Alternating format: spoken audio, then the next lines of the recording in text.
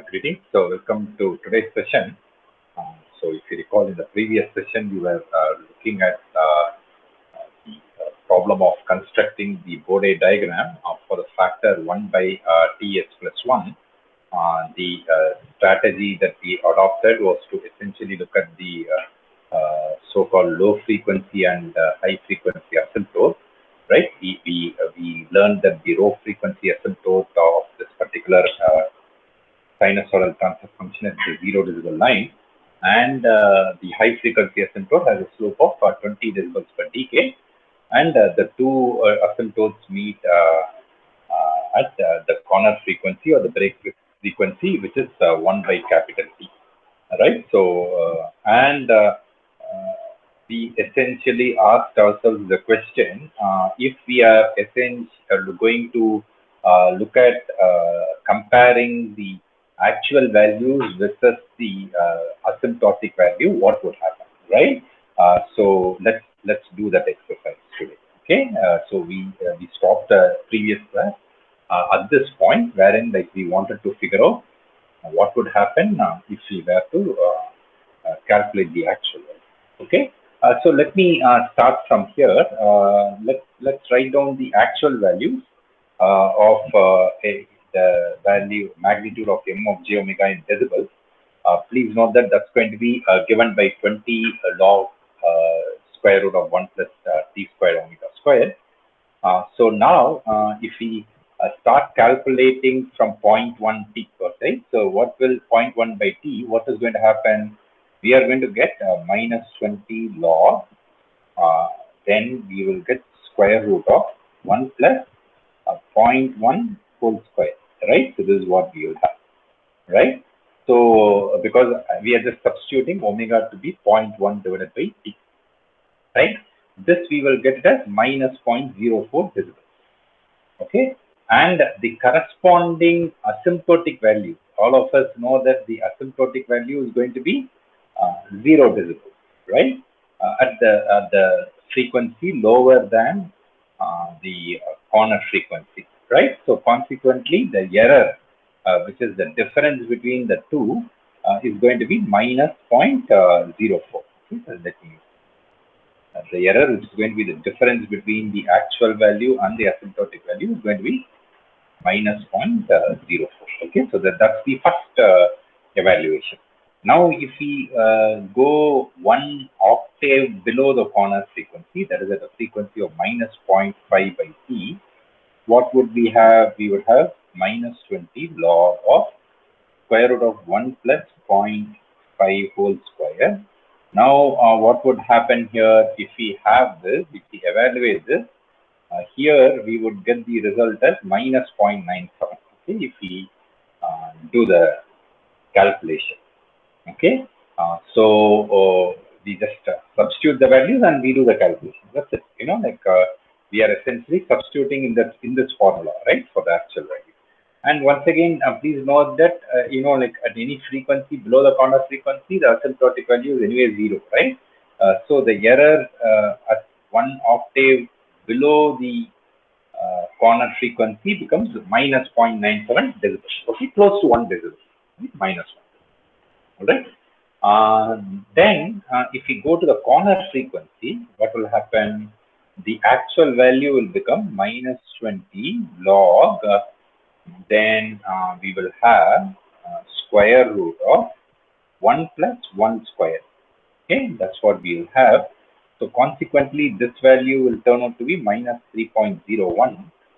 Whereas at the corner frequency, the asymptotic value will still be 0 decibels, because the corner frequency is where the two asymptotes meet, right? So we can observe that at the corner frequency, the asymptotic value is anyway 0 decibels, right? So that's the point, correct? So consequently, what can we say about the difference between the two? We are still going to have a minus 3.01, right, as the difference. Now, going ahead, if we go one octave above the corner frequency, we are going to get 20 log 1 plus 2 square, right? That's what we will have. This, if we evaluate, we will get the value of minus 0.6 right? Now, the asymptote calculation will be different, right? Why? Because the asymptote for higher frequency is minus 20 log of t omega, right? So is it not? Okay. So consequently, if we look at the asymptote at what to say, 1 octave above, we are going to get minus 20 log 2, okay, which will be minus 6.0. All right, because please note that for frequencies above the corner frequency, the asymptotic value is minus 20 log t omega, right? So that's why now we have changed the formula, right? So once again, if we evaluate the difference, we will get the difference as minus 0.97, right? So we can see that there is some symmetry here, right? So we will discuss that. And finally, if we go 1 decade above the corner frequency, we are going to get the actual value is minus 20 log 1 plus 10 square, which will come out to minus 20.04. Okay, and if we evaluate the asymptotic value, we are going to get minus 20 log to the base 10, which will be minus 20 decibels. So the error is going to be minus 0.4. Okay, so this will be the difference between the actual and the asymptotic value, okay, of this particular factor. All right. So we will make a few observations here. We can see that the error is sort of like symmetric about the corner frequency, right? So if you go 1 octave below and 1 octave above the corner frequency, we get the same error, which is minus 0.97, right? So and then we go 1 decade below the corner frequency and 1 decade above the corner frequency, we get the same error, right? Between the actual magnitude and the asymptotic magnitude. All right, so it's sort of like symmetric. So if we go and plot the actual curve, right, on this plot, what's going to happen is that the actual curve will have a value of minus 3 at the corner frequency. So this is going to be something like this, right? So this is the actual magnitude. Okay, it will be a curve which will go. Okay, so this line is the actual. Okay, so you can see that that's the actual. Okay, but by and large, we use asymptotes to do the analysis, okay, by pen and paper. Before, of course, we can use the command Bode, okay, in MATLAB to get the what to say, actual Bode plot of any given transfer function, right? And we can essentially study the magnitude and phase. Okay, so that is the magnitude curve of the factor 1 by Ts plus 1. So we can observe that we have plotted both the asymptotes and also the actual curve, right? So in the same plot. Okay. Now, if you look at the way this plot has turned out, if you look at the nature of this magnitude curve, we can immediately observe that this has the structure of a low pass filter. Why am I saying that? We can immediately observe that till the corner frequency, right, or very close to the corner frequency, we can see that like all signals, like that belong to that range of frequencies are allowed or not distorted or not attenuated, right, by the in magnitude, like by the transfer function. But on the other hand, beyond the corner frequency, you see that the signals are attenuated, right? The high frequency components beyond the corner frequency are attenuated in magnitude, right? So that is why this factor 1 by Ts plus 1 acts like a low pass filter. So it's a very common choice, okay? Like if you want to have a low pass filter to remove some noise, we use this factor 1 by Ts plus 1, that 1 by capital T being the cutoff frequency. Okay, and cutoff frequency definition, one can visualize it as the intersection of the two asymptotes. Another notion is that like it is the frequency at which the magnitude is 3 decibels lower than the what to say so-called DC gain. Okay, so what is this DC gain or the zero frequency value? It is the limiting value as frequency tends to 0. Okay, so you can see that as frequency tends to 0 for this particular factor, the value tends to 0 decibels, right? And we take 3 decibels below it. Okay, 3 decibels below it is minus 3, right?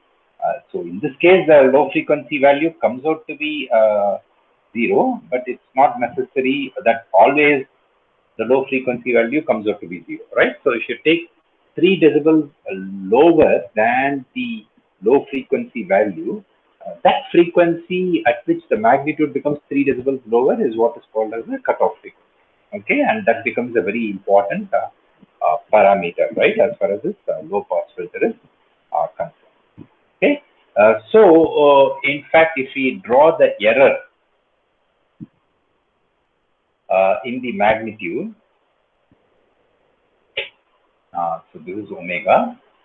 So we plot the error in decibels, right? So let's say this is 0, and let's say this is the corner frequency. So what we have is that like we have a plot which is something like this. Okay, so it peaks at the corner frequency and then like goes like this. Okay, so this value is minus 3.0. Okay, so we have the maximum error right at the corner between the asymptote and the actual. All right. Okay. So that is as far as the actual magnitude curve and the asymptote curve for this factor 1 by Ts plus 1. Right. So we have completed this table, and then like we have seen how the factor also acts like a low pass filter. Right. So those are some interesting observations that we have made. So now moving up ahead. Okay.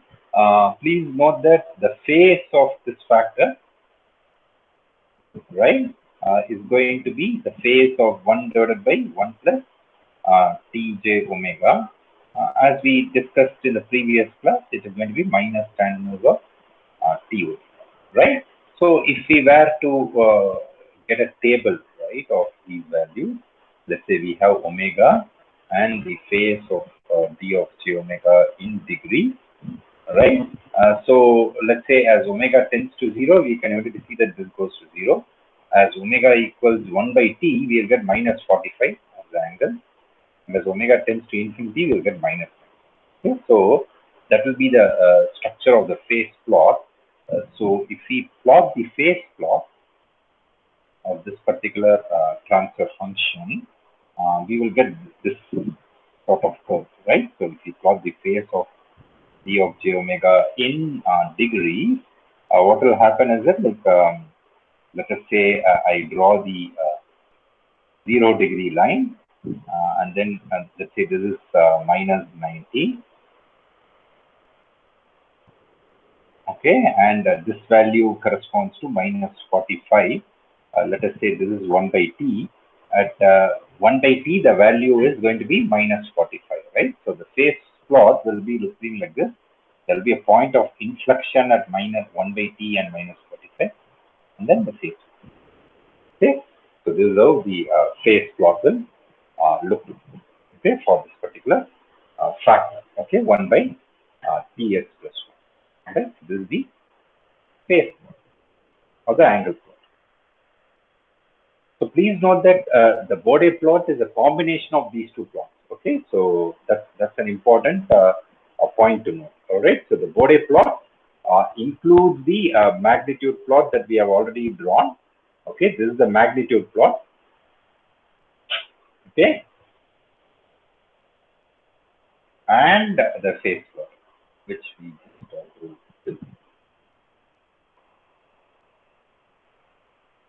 So these two plots put together constitute the Bode plot of this particular factor. Okay. So I hope this is clear. So let's move on to the next factor. Are there any questions about this factor? I know, like 1 by Ts plus 1.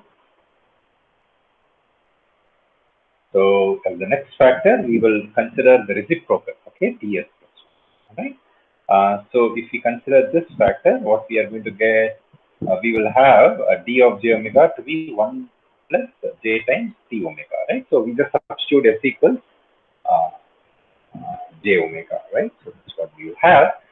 So consequently, this will imply that the magnitude of this sinusoidal factor will be equal to square root of 1 plus t square omega square, which will be 20 log to the base 10 square root of 1 plus t square omega square in decibels. Okay, so that's what we'll have. And if you look at the face of d of j omega, this will be tan inverse d omega. Okay, that's it. All right, so that's what we will have, right, as far as this particular transfer function is concerned.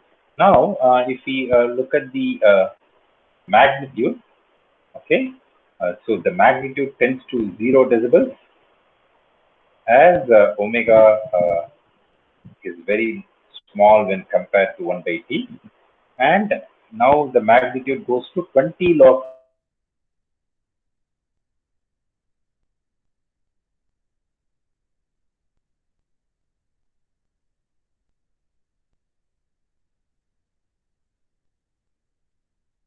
decibels as omega is very still remains the 0 decibel line, okay, whereas the high frequency asymptote now it's 20 log t omega.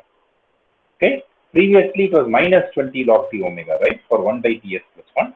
For ts plus 1, you can see sort of like a symmetry, right? So now it has become 20 log t omega. All right. So what do you think is going to be the slope of this high frequency asymptote in decibels per decade?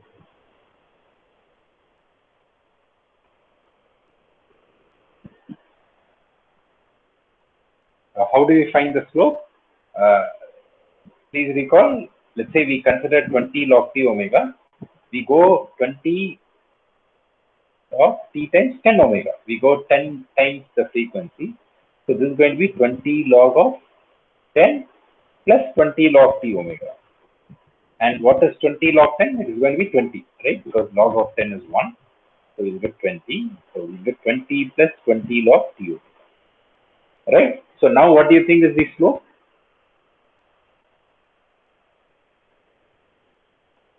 Plus It is going to 20. be plus Plus 20. 20 decibels per decade or 6 decibels per octave, right? Okay, so this is the same as 6 decibels per octave.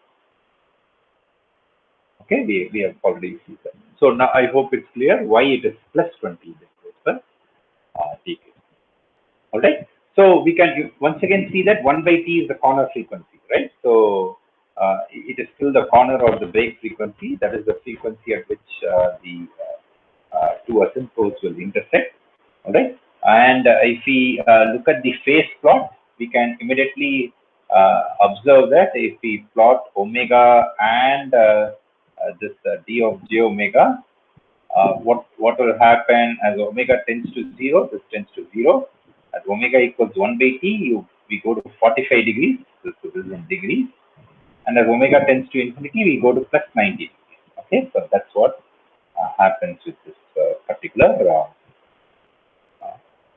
factor, right? Ts plus 1. So I hope it's clear, right? So how we have this sort of like symmetry, right?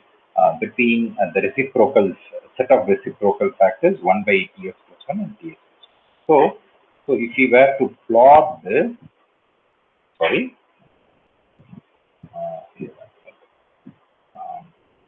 if we were to plot this, let us say I plot the magnitude of m of j omega in decibels. This is omega, right? What will happen? Let us say we have 1 by t. and we have 10 by t, and we have 0.1 by t. Okay, so that's what we have. And let us say this is our 0 decibels. Sorry, now it will be plus 20, right? So let me go the other way. So let's say this is the 0 decibel line, and let's say this is the, sorry.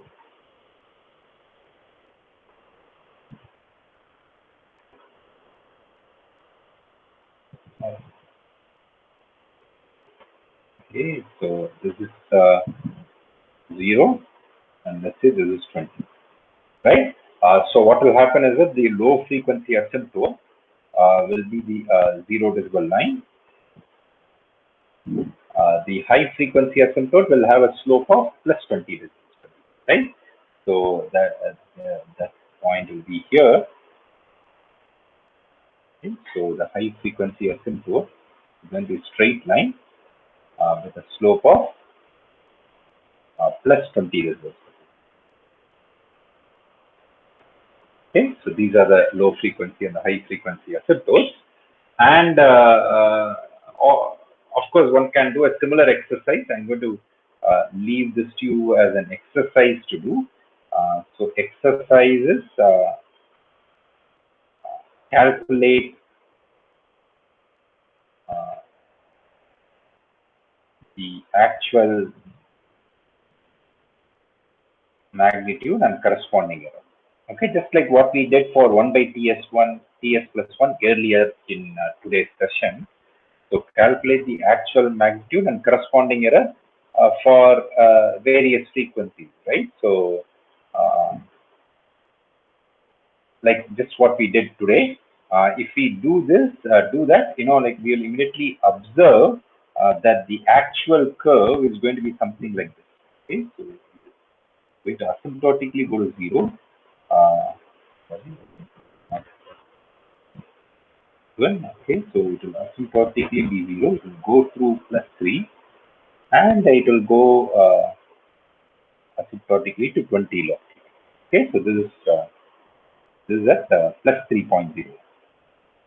So you will see that at the corner frequency, the value is plus 3.01.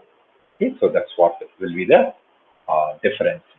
All right, and so this will be the magnitude plot of the factor TS plus 1. So we can see that it's sort of like a mirror image, right, of what we got for 1 by TS plus 1 about the what to say, the frequency axis, right? So that's something which we had. All right. So that is something I'm sure which is clear from this particular discussion, and this sort of like acts like a high pass filter, right? So because what it is doing is that like it's basically amplifying, right, the signals above the corner frequency. So it behaves like a high pass filter, right? So the factors are TS plus 1. So now, if we were to look at the phase plot of this factor, so how will that look like? So the phase plot of this factor will be something like this. Let me plot the phase plot, then I will mark the values. So it's going to be something like this.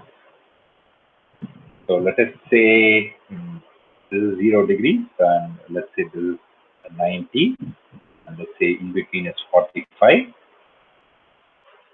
Okay, so what will happen is the magnitude will become 45 at 1 by t, and the values are going to go to 0 and 90 degrees as omega tends to 0 and infinity respectively. Okay, so that will be the phase plot, okay, of this factor. Once again, you can see that there is some symmetry between the two factors, right? So TS plus 1 and 1 by TS plus 1, right, as far as the phase plot is concerned, right? Just like the magnitude plot.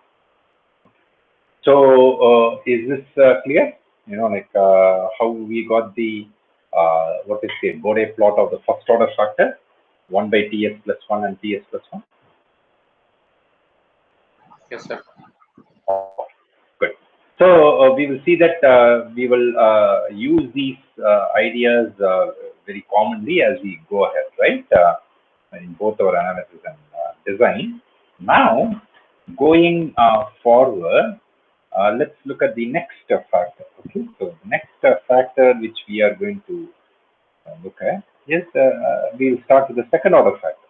Okay, so once again, this sort of like factor is motivated by the transfer function that we get for underdamped second order systems, right? Why am I saying underdamped second order systems?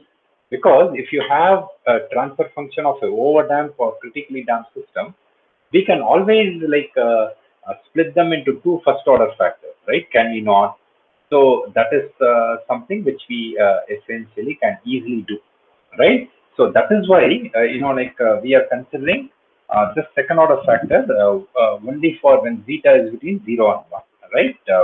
By default. Okay, so I hope the rationale is clear, right? So if zeta were equal to 1 or greater than 1, then we can always write s squared plus 2 zeta omega n s plus omega n squared as the product of two factors with real roots, right? Then we go to the form like 1 by Ts plus 1, right?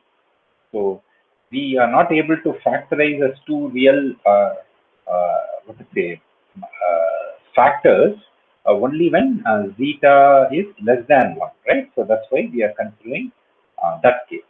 So dividing throughout by omega n, we get what to say, omega n square, right? So we get 1 by s plus omega n whole square plus 2 zeta by omega n s plus 1, right? So that's what we will have, right, as far as this particular factor is concerned. And now, if we substitute s equals j omega, we will have 1 divided by 1 minus omega squared divided by omega n squared, because please note that s squared will be j squared omega squared, right? So that will j squared will become minus 1, right? So that's why we get 1 minus omega squared divided by omega n squared plus j times 2 zeta by omega n, 2 zeta omega by omega n. Okay, because we are substituting s equals j. Correct? So that's what we will have. So from here, we can immediately interpret that the magnitude of this factor, we essentially take it as a magnitude of the ratio, right? Or the magnitude of the ratio is going to be the ratio of the magnitude, right? So the ratio of the numerator, magnitude of the numerator will be 1. The magnitude of the denominator will be square root of the real part, which will be 1 minus omega squared by omega n squared whole square plus the imaginary part square. The imaginary part is going to be 2 zeta omega by omega n b square, right? So this is what will be the magnitude of this factor. What will be the phase? The phase will be the difference in the magnitude of the numerator and the denominator. The phase of the numerator is 0. Phase of the denominator will be tan inverse of the imaginary part, which is 2 zeta omega by omega n, right, divided by the real part, which will be 1 minus omega squared, right? Okay, so, and of course we have a minus sign because we get 0 minus, right? So I hope it is clear, right? So how we got that, right? So I hope everyone is clear as to how we got the magnitude and the phase. So once again, however we get what to say, the magnitude and the phase plot, because we essentially ensure that magnitude and the phase information, the equation, we are essentially looking at the magnitude of the factor, okay, the magnitude of the sinusoidal factor m of j omega is going to be the ratio of the individual magnitude. And similarly, the phase of the factor m of j omega is going to be the difference of the phase of the numerator and the denominator, right? So that's what we have. and the face of a factor is going to be tan inverse of the imaginary part divided by the real part. Okay, so that's how we have obtained. All right. So now let's go ahead and look at the magnitude more closely. Okay, so if we look at this and we take the logarithm of that, so what will we get? We will have, we want to convert it to decimal measure, right? So we are going to get 20 log to the base 10, 1 divided by square root of 1 minus omega squared by omega n squared whole square plus 2 zeta omega by omega n whole square. Okay, so that's what we have. So what is 20 log of a by b? It is log of a minus log of b, right? And we know that log of 1 is 0. So immediately what will happen? We will get the 20 log of square root of 1 minus omega squared by omega n squared whole square plus 2 zeta omega by omega n. Okay, so this is in.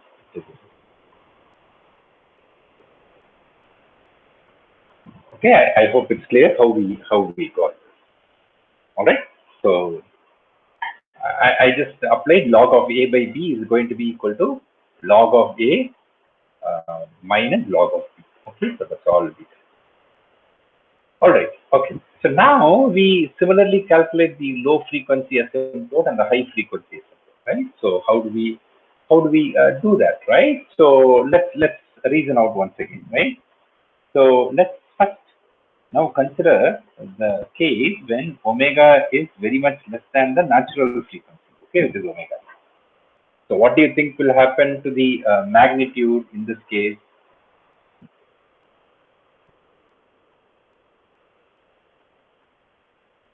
So if omega is very much less than omega n, omega by omega n is very, very small, right? And you see omega by omega n whole square and omega by omega n here, right? So what do you think will happen to the magnitude?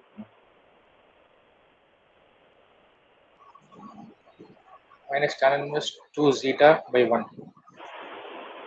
Not the phase, you know, Okay. the magnitude, right? So, yeah.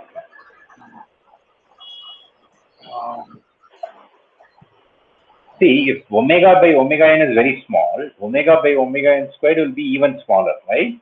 So we are going to subtract a very small number from 1. So the first term will become almost 1, right? The second term is also going to be very small, right? It is 2 zeta omega by omega n whole square, right? So what can you say about the sum? The sum is going to be almost equal to 1. And so we are taking the square root of 1 and taking the logarithm of 1. So what do you think will happen to the magnitude of m of j omega? 0. It will tend to 0. Okay. So I hope it is clear, right? So let me explain carefully once again. So as what to say, omega by omega n is very, very small. This will almost be 1. Okay. This will almost tend to 0.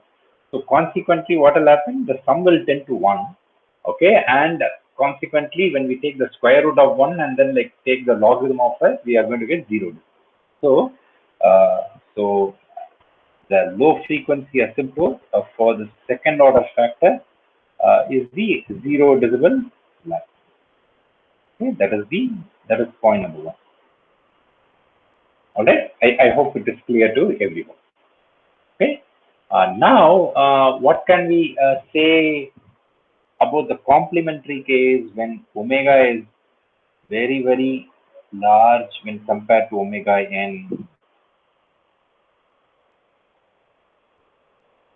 What can we say about the magnitude when omega is very large, much larger than omega n? What is going to happen is that omega by omega n will be greater than 1, much greater than 1, right?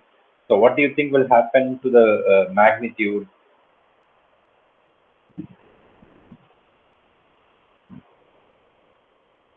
So let's reason out, right?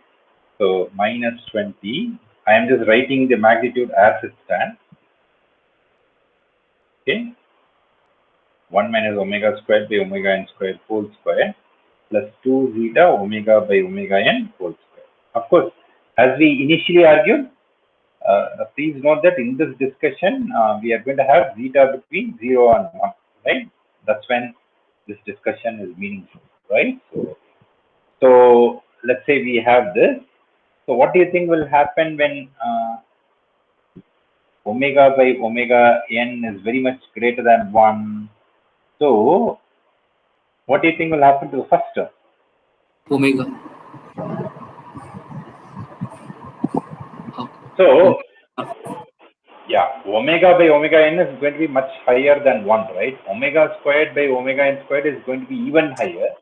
And then we are taking the square of that, right? So the first term will be like omega by omega n whole power 4, right? Correct? So I'm just doing sort of like a limit analysis, right? So I hope it is clear to everyone, right? So this is going to be like omega by omega n whole power 4, right? Then what can we say about the second term? We are going to get 4 zeta squared omega by omega n whole square, right? Now, if you want to simplify even further, what do we have? See, if you, let's say omega by omega n is 10 power 2, right? Omega by omega n whole power 4 is going to be 10 power 8. Omega by omega n whole squared is going to be 10 power 4. So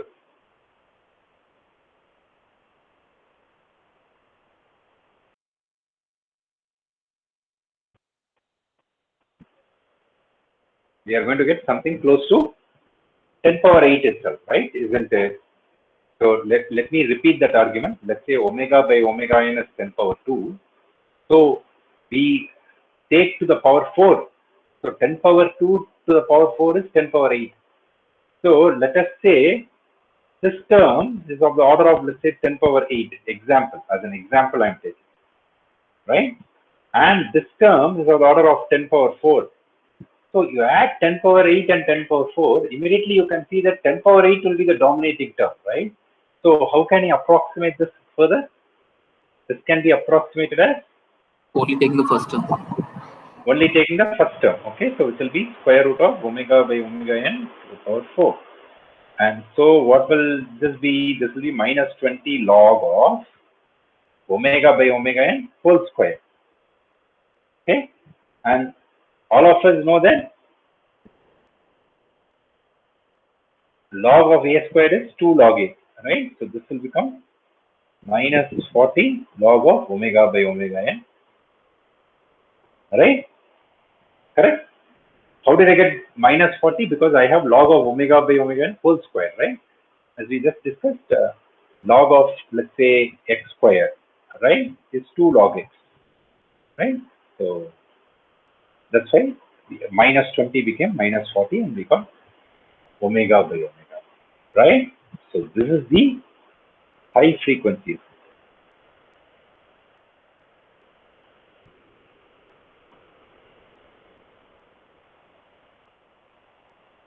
All right. So answer is this tends to minus 40 log of omega by omega n decibel. Okay, and that's the high frequency asymptote. And what do you think is the slope of this high frequency asymptote?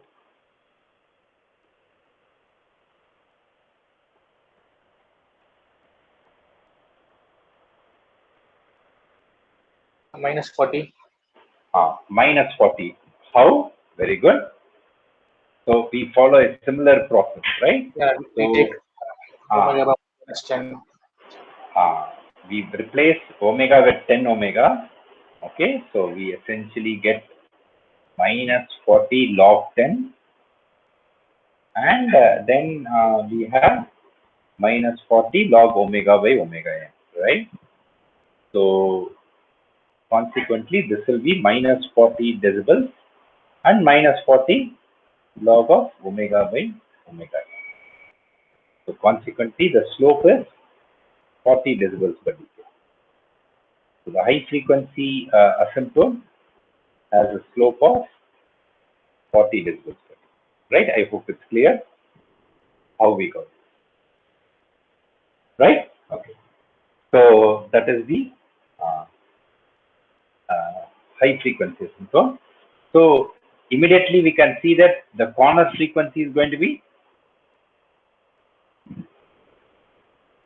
omega n, right? Because when you substitute omega equals omega n in the high frequency asymptote, the value becomes 0 decibels, right? See, the high frequency asymptote is this minus 40 log of omega by omega n, right? You substitute omega equals omega n. What do we get? We get log of 1, right? And what is log of 1? 0, right? And that's the low frequency asymptote. So that's why the corner frequency is the corner frequency or the break frequency of this factor is going to be the natural frequency. All right. So I hope that is clear to everyone. Okay. So is that clear to everyone? Okay. So now, of course, just going forward, before I pose a question for you to think about before the next class. Suppose, let us say, immediately one can ask the question, hey, suppose, like we have a factor, right, in this manner. Let us say 4 divided by, let's say, s squared plus 5s plus 4.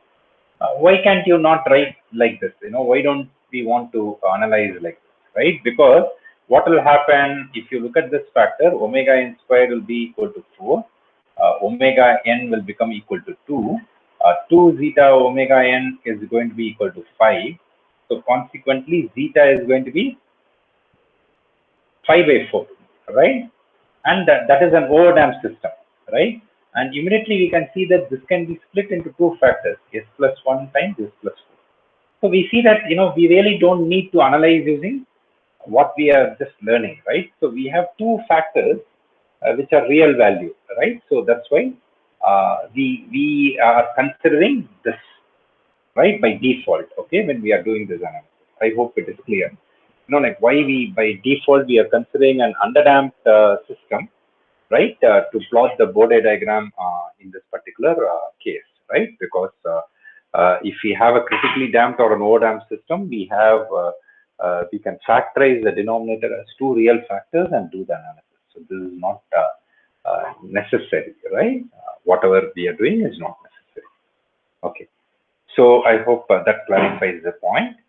So what I'm going to do is that, like, I'm going to leave you with a question to think through, and then like we will come and answer this question in the next class. Okay, so what is the question?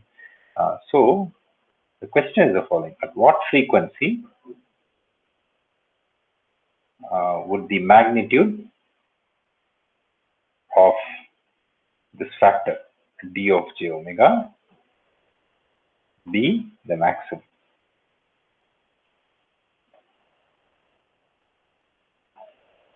Okay, so we have d of j omega to magnitude of d of j omega here. Okay, so the question is that at what frequency will this value become a maximum? All right, so please think about it, and then like we will discuss this and go forward in the next. Okay, fine. Any questions on what we learned today?